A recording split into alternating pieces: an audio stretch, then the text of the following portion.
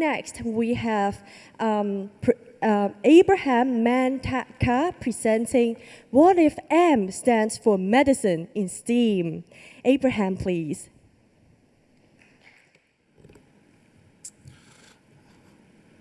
Okay, good afternoon, everyone. I'm Abraham, and the topic I'm presenting today is What if M stands for medicine? So this is disclaimer. Oh, sorry. The screen does not match. Can you have a look, please?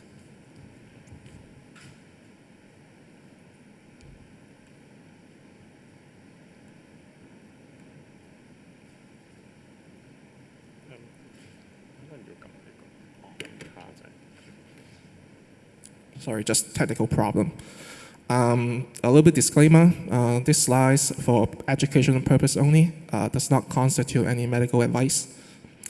So a little bit about myself, I do rectal cancer research at the Department of Surgery, Shing Faculty of Medicine, Hong Kong University. The very first picture is where I am receiving my surgical training at the Hong Kong U. And in the second picture, I was doing cancer research in the laboratory. And the third, sorry.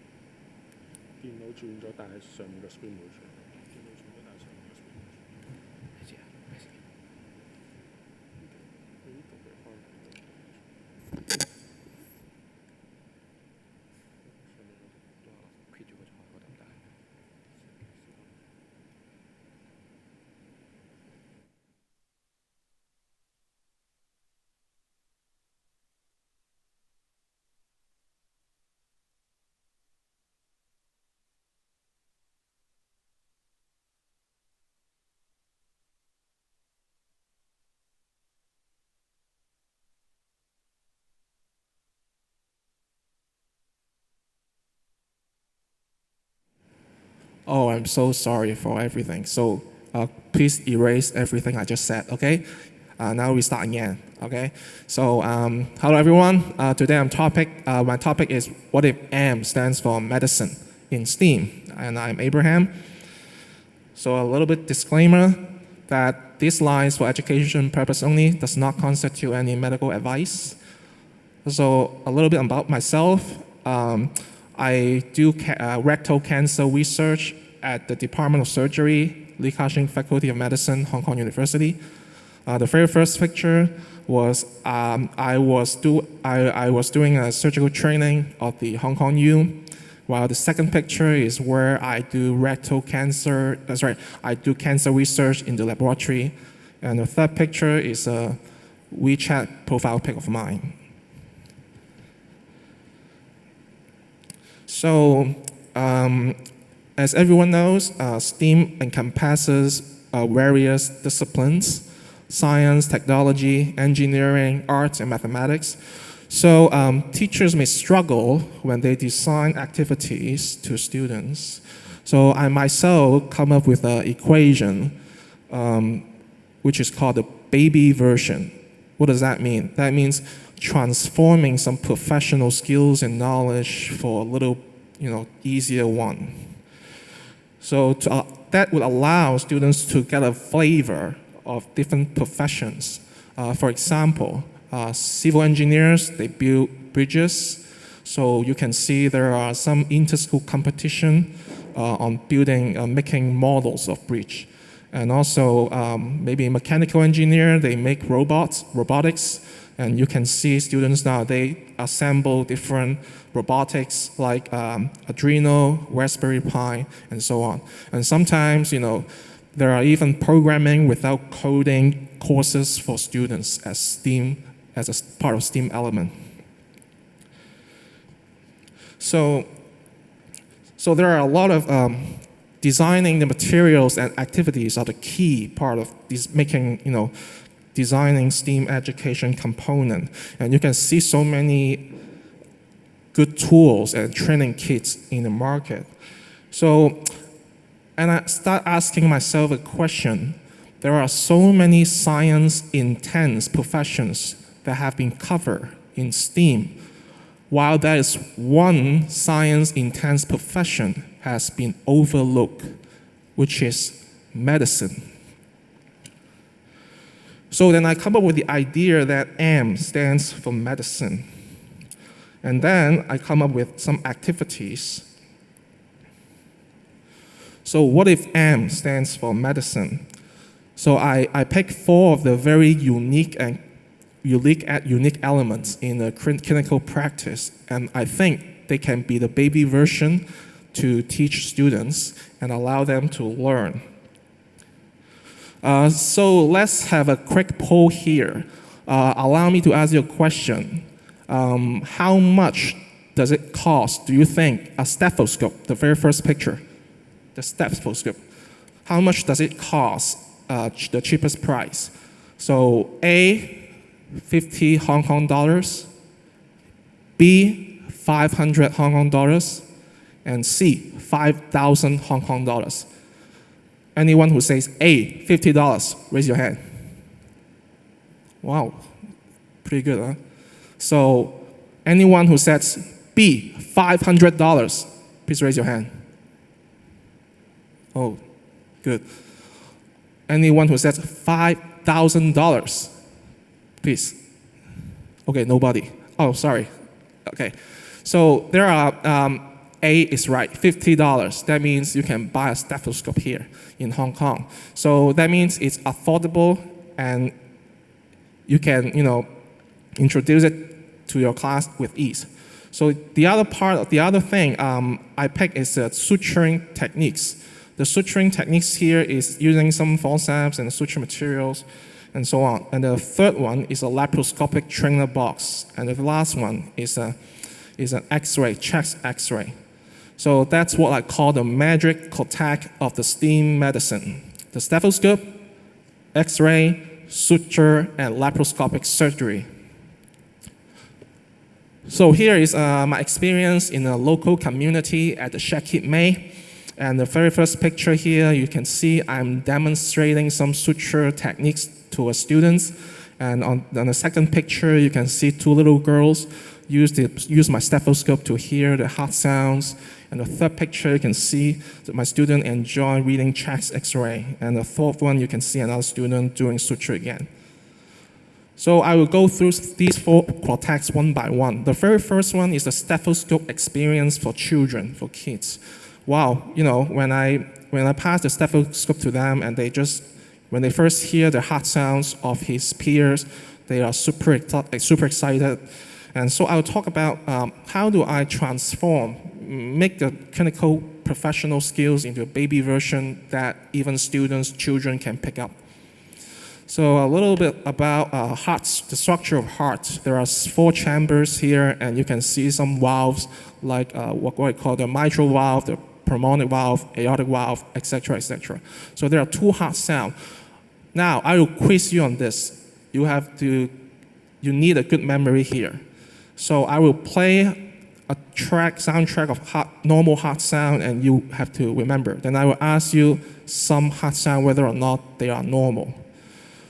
Basically, you will hear 2 heart sounds. The first heart sound is a closure of mitral valve and a tricuspid valve, as shown in the picture. And the second heart sound comes from the closure of the pulmonic valve and aortic valve. So here we go.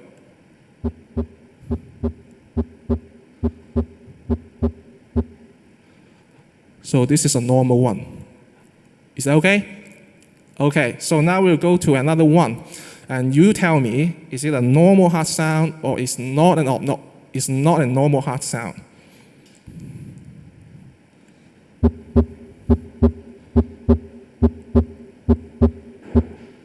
Okay, what do you think? Anyone who says normal, raise your hand. Wow. Anyone who says abnormal, raise your hand. The answer is normal, it's the same, all right? So let's see another example here. There you go, try again, huh?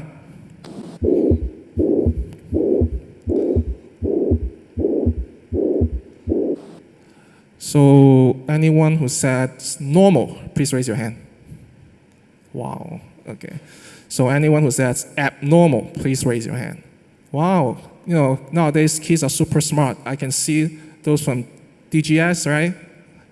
Okay, right. So this is abnormal heart sound. Technically, it's a systolic murmur. You can hear the murmur sound here. So I would say that would be good enough. Even a professional doctor does not need to distinguish what diseases they are, because if there are some abnormalities, they will go further to do investigation like the ECG and so stuff. So the very first goal here for children or students to pick up the technique is try to make it easy for them.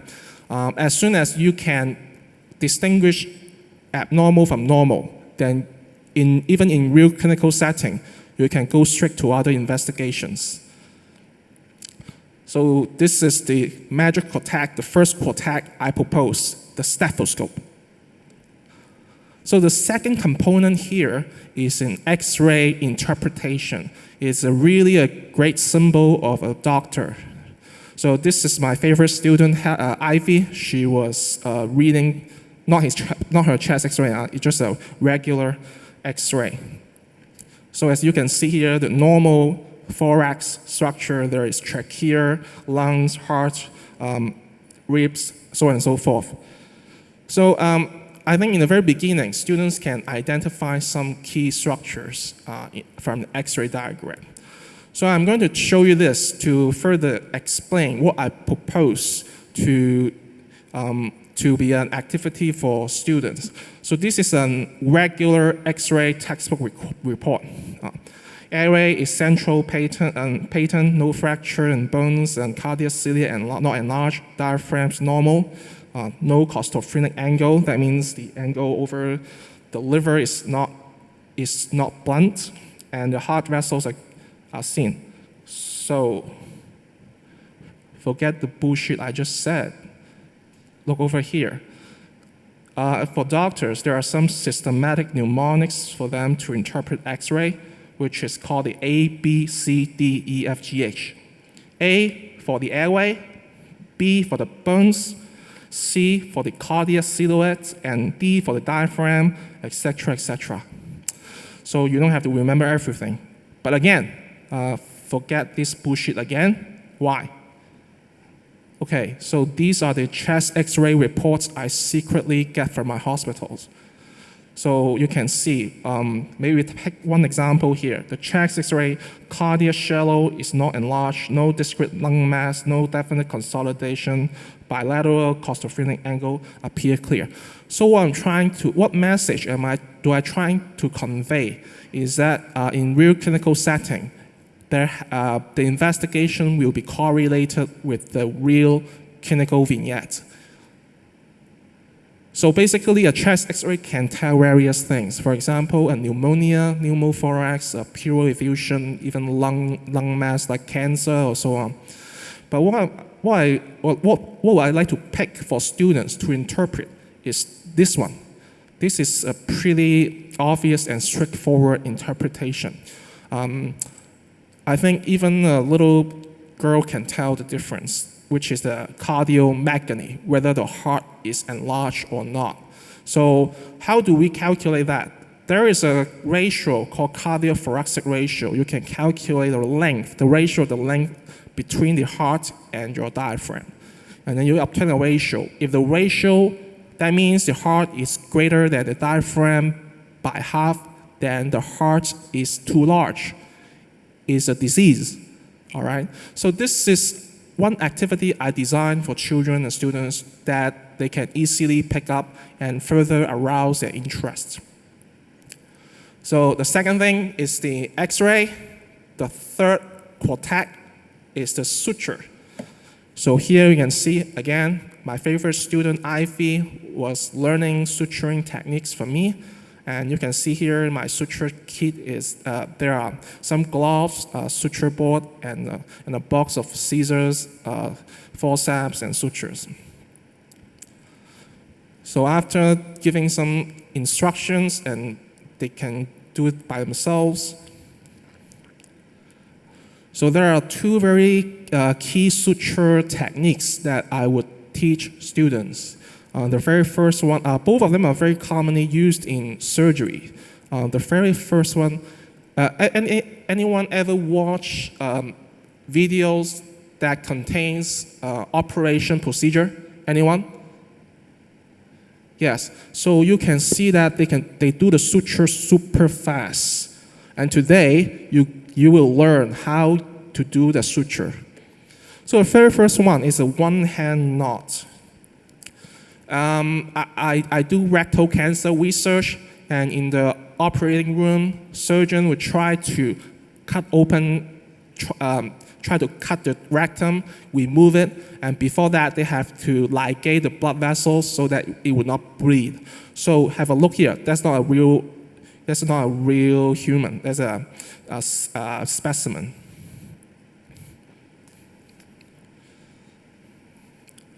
So they're doing ligation. You can see the same one-hand knot they are doing here.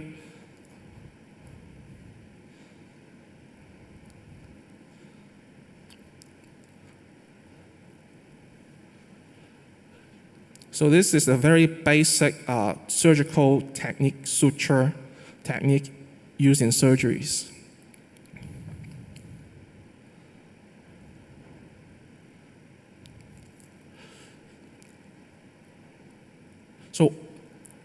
So how, the surgeons, they do the suture super fast. How do they do it?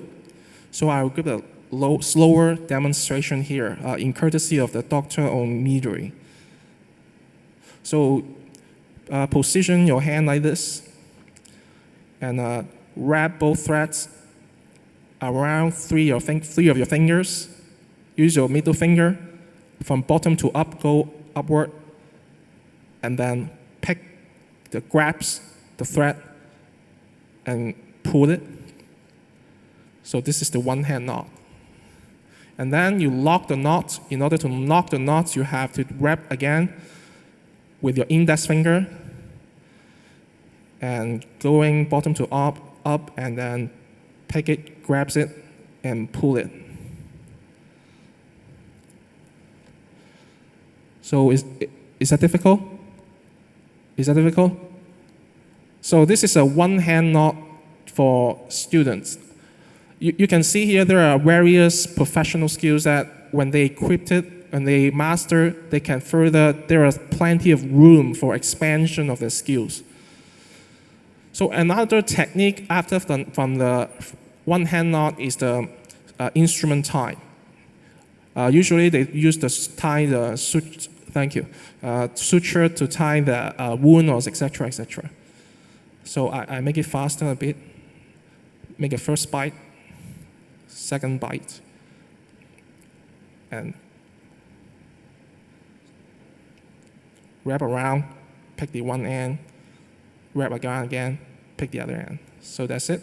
So this is an instrument tie that you have to use it with forceps. So again, this is a slow motion illustration. So a little bit different, that you have to have one short end and one long end. That you wrap the long end around your needle driver and pick the short end and then grabs it, pull it in the opposite direction.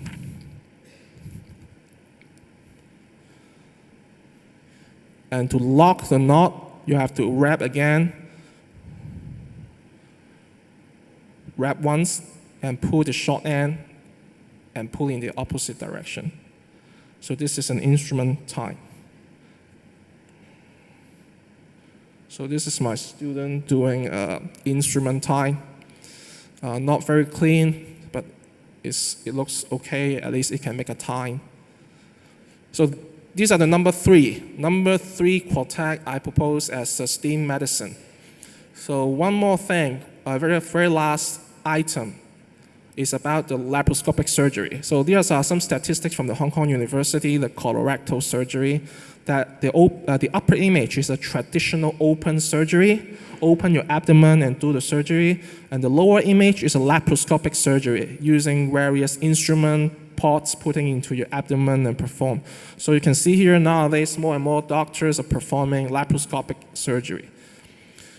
So this is where I have my surgical training workshop at the Hong Kong U and do some cadaver dissection.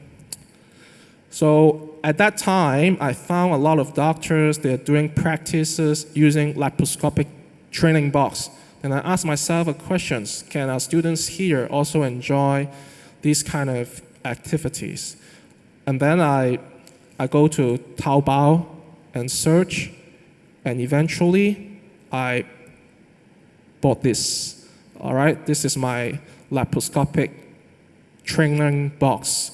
You can see the training box, and there's an iPad as a camera that can look into it. And also on the other side, there are 4 instruments like needle driver, forceps, scissors, and so on and so forth. So what can you do out of that laparoscopic training box? There are plenty. One of them is to do this. I speed up a bit. This is placing some pearls, training your hand-eye coordination. So in real surgery, they will basically perform dissection in the abdomen and do the suturing, mobilize maybe your liver, your gallbladder, and do the dissection and remove it. So the second activity I propose to students they can do is the tunneling. This will practice the skills to get them equipped with further ability to do suturing inside your abdomen using laparoscopic training box.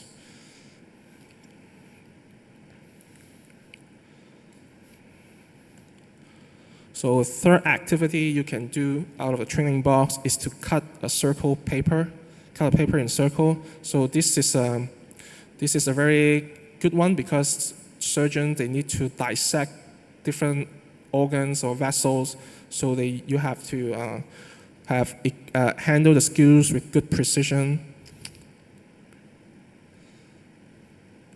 So the very last one is the laparoscopic for suturing.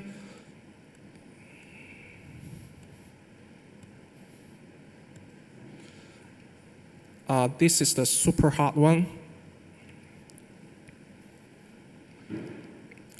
It's an instrumentine that you wrap.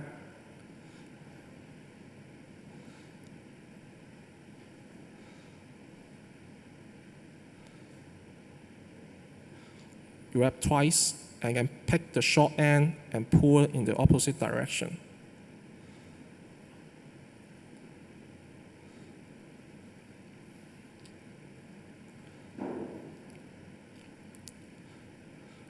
So I think it's a scientific conference, so I looked up some literature. And I found that the other part of the country is doing this. Imperial College, they are doing a lot of simulation for students, especially high school students, that they can master various surgical skills techniques. While Hong Kong University is offering a lot of summer institute that students can get involved in a clinical setting, have some observation. So some food for thought. In Hong Kong, getting into a medical school is highly competitive. So if we launch that M as a medicine part in the STEAM, would that make medical knowledge no longer a luxury? And I think besides training engineers, scientists, can STEAM actually train or nurture our future doctors? And also, are these activities the kids truly enjoy? Last but not least, you can check out YouTube. I have shared some of my experience on YouTube in a local STEAM education center. And also, you can subscribe my YouTube channel here. My YouTube channel is Abraham Tacker Man. You can get a lot of medical videos and surgical videos there as well. So I would like to end the talk with a quote from a physicist, Brian Greene. He said, "My best teachers were not the ones who knew all the answers, but those who were deeply excited by the questions they couldn't answer." Thank you very much. Thank you, Mr. Mann. And I've got some questions from the audience. So one of the audience asked, I consider medicine as an individual practice, STEAM considered as a collaborative way of learning, and how will you promote this? Well, I would say in medicine, you can see that the stethoscope I talk about, the X-ray we talk about, involves so many science principles. Like stethoscope involves propagation of sound wave, while X-ray involves radiation, atomic physics. I think in this practice, students can equip themselves with the skills, not just the skills, but also some science principles. I think as a whole would benefit students in doing STEM or STEAM. Thank you. And there's another question. What is your target age range of introducing the models of the 4 pillars of medicine? Actually, I'm doing a pilot, not quite study, but I'm doing a pilot class at the Shing Center, the community center, and those students the age range from 12 to, maybe 6 to 12 or 13, maybe around the primary school level. I see. Thank you very much, Mr. Mann. Thank you. Thank you.